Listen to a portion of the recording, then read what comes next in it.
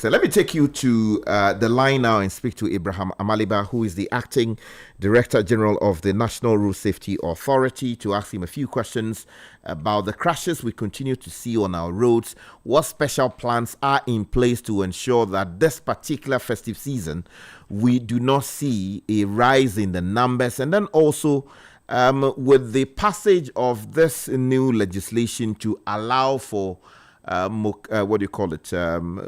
Motorbikes to operate lawfully on the roads by moving people around the city and beyond.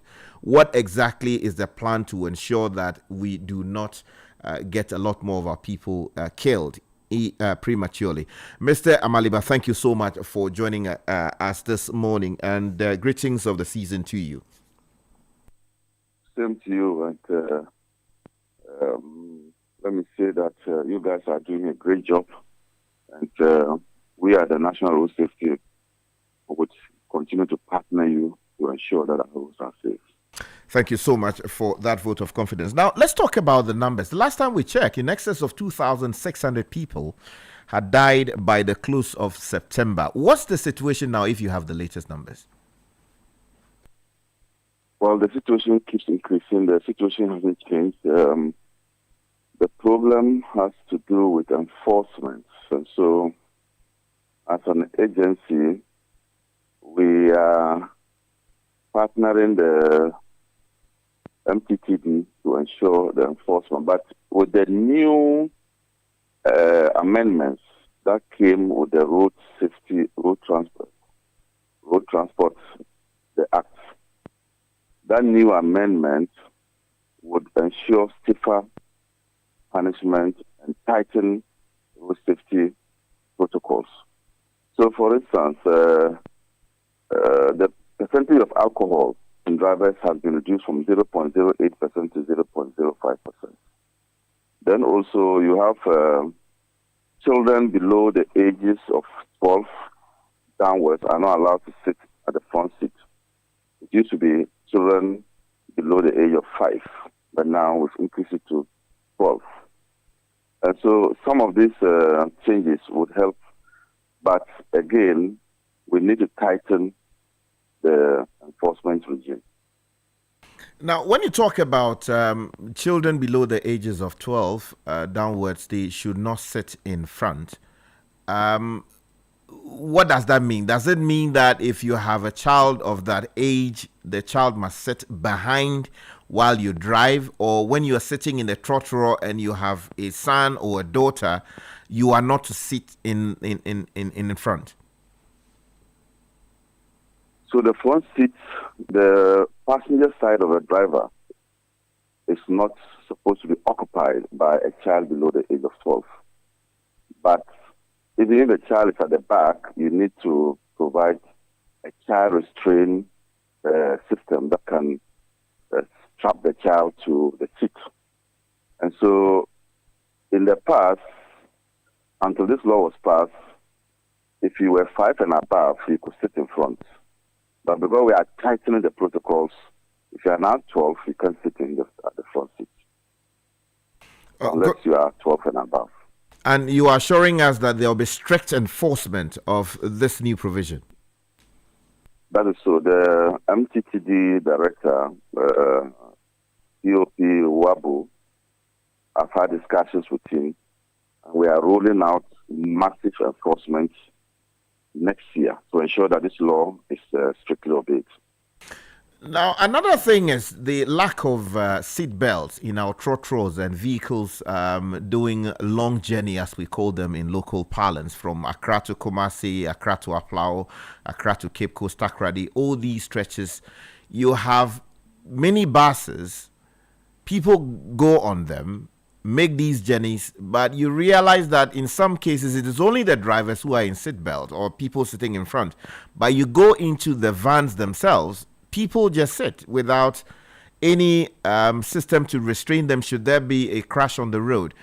Are we going to see some movement towards enforcing the law as to ensure that even trottoirs do have seatbelts? So the amended Road Traffic Act also talks about seatbelts.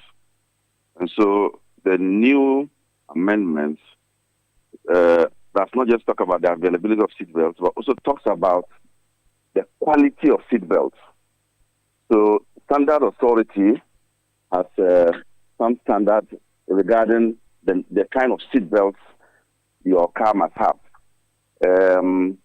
Beyond that, there was a law that was passed before I even came into the system to ensure that truck trucks also have seatbelts and ensure that people are strapped whilst they are in the seatbelt in the car. I think that we need to go back to that law and look at it. You've actually drawn my attention to that particular provision, and I'll look at it and see how it is going to be implemented. Most of the trucks don't also have the seatbelts at all. Don't forget that some of these trucks come in as vans, and then our people here will then convert them into trucks, so the seatbelts will not be there.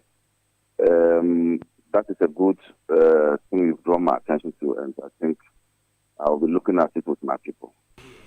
Now, there's another concern having to do with Aboboya. Before I come to that, though, there's a question here coming in from Togwi Dobu, who is listening to us and wants to know why it would seem that there has been some silence or total silence on these new changes that we're talking about, and that how do you expect to roll out enforcement without proper or thorough education of the Ghanaian people as to what these new provisions are and what they are required to do? How do you respond, sir?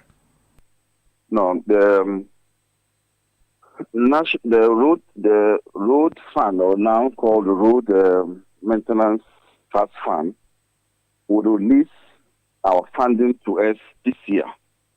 So in January this year, next year rather, in January next year, we'll roll out a massive road safety campaign throughout the country. And that will go into the Easter festivities, from January to the Easter festivities. As part of that campaign, we will use that to also educate the population. Apart from that, we are also waiting for the passage of the law. The president has not assented to it. Beyond that, there's also the LI, which is sitting in Parliament and will need some 21 days. And I'm sure that will hit us to mid-February or end of February. So we intend to do that education, and it will come out soon. Good. Now, in the meantime, what are you doing about the flood of Aboboyas and Pragias we continue to see on our roads, collecting rubbish, in some cases moving against traffic, endangering otherwise law-abiding citizens who are using the right side of the roads? I'm sure you are talking about their non-compliance with regulation, but I'm not sure you are talking about we removing them entirely. They are playing a critical role. Most of the things that our agencies are not able to do, they come in to fill the gap and take rubbish. So it is about the lack of respect for road regulations.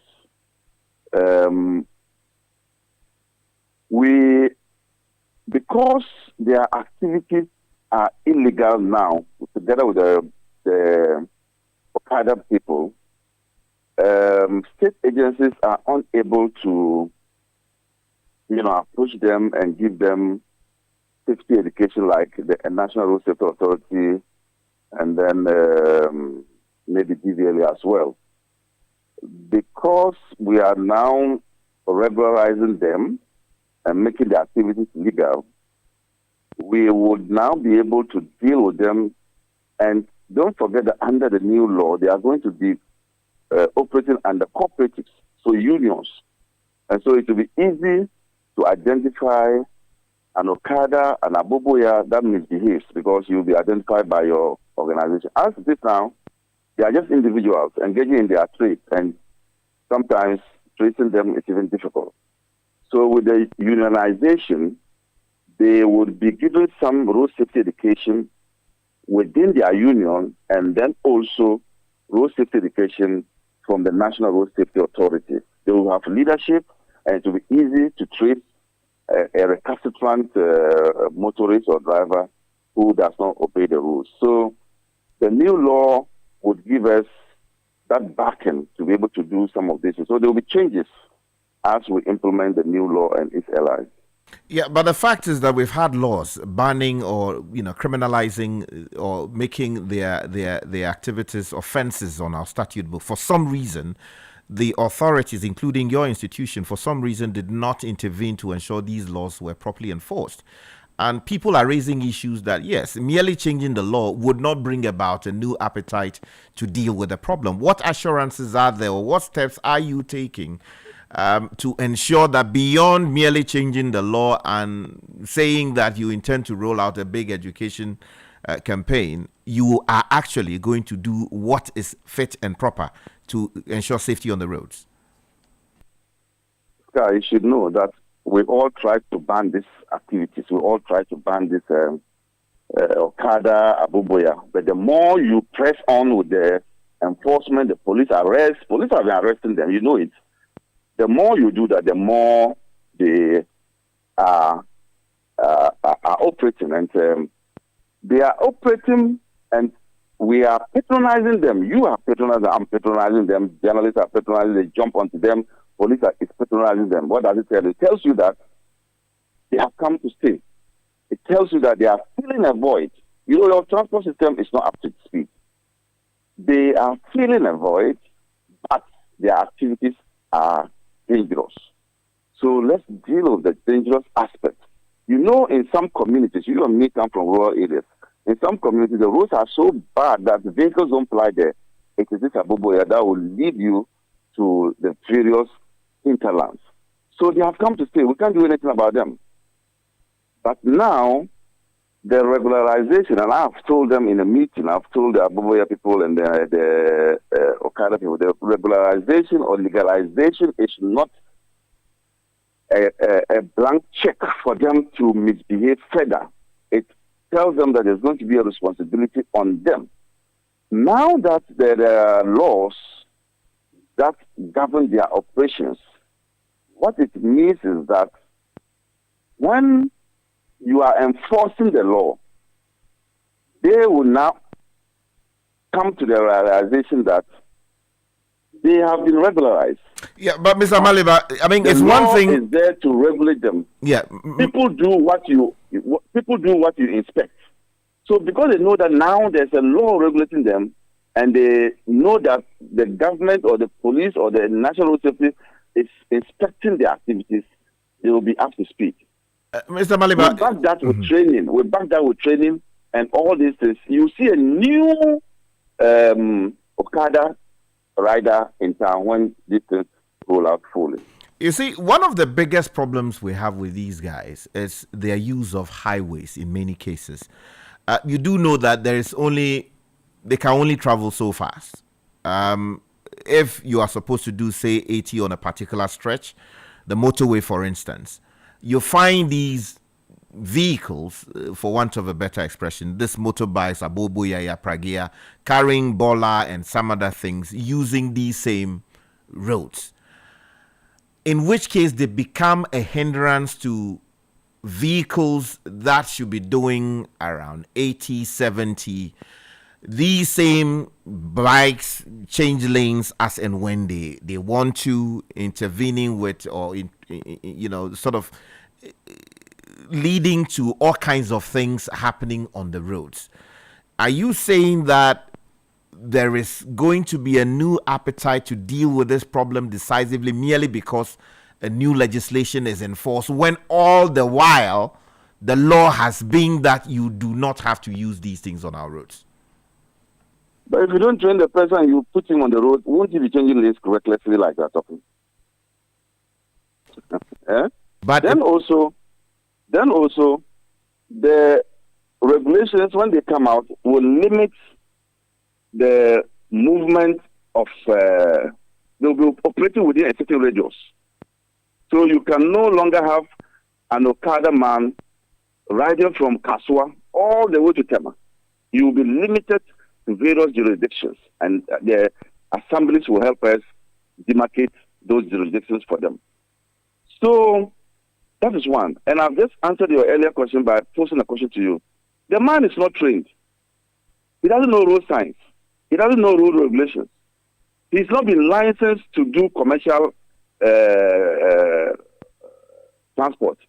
Now there's going to be license for commercial transport. There's going to be training before the license is given. There's going to be continuous road safety education for them. And that's what I'm saying, that we are looking forward to a new dawn when it comes to the Abuboya and the transport, the Okada system. You didn't train the man.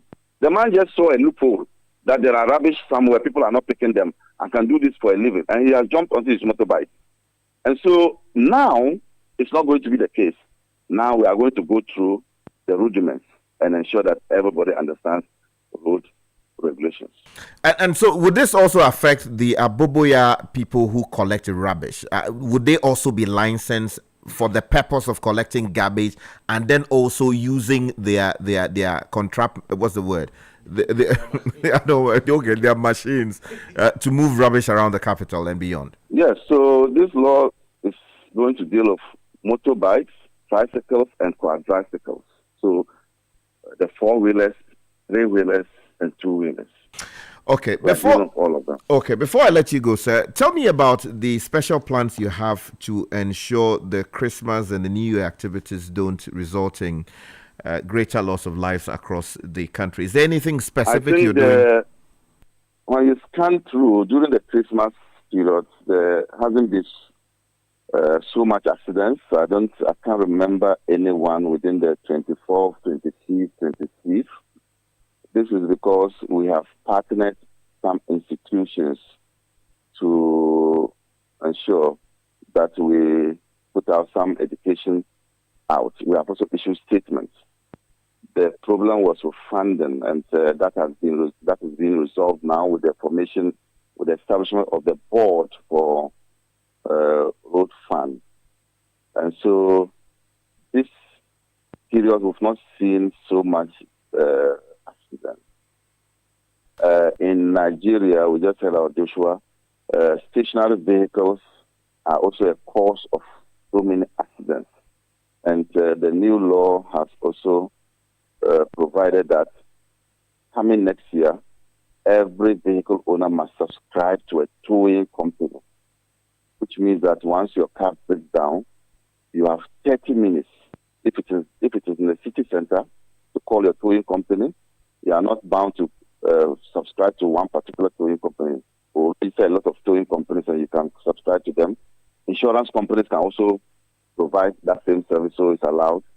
Then if it's on the highways, you have 1 hour within which to call your towing company.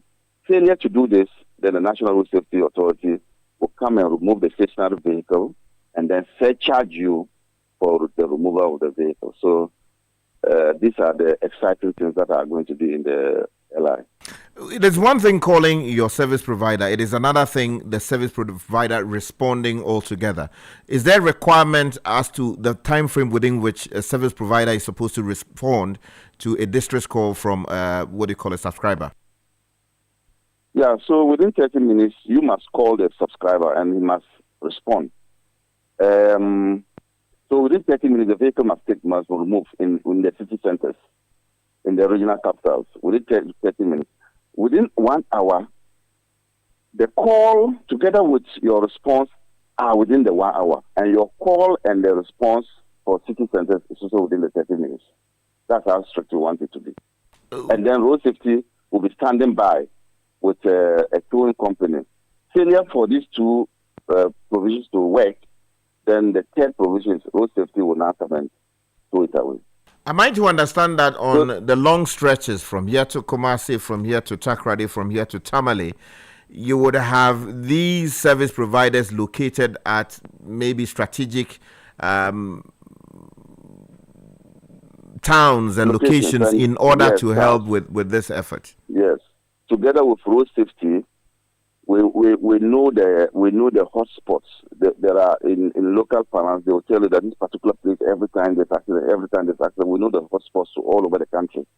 So we'll station also our towing vehicles along those stretches, so that if these two provisions don't work, the third one, which is the road safety one, will then remove the vehicle. We Okay. need to do this because stationary vehicles kill a lot of people.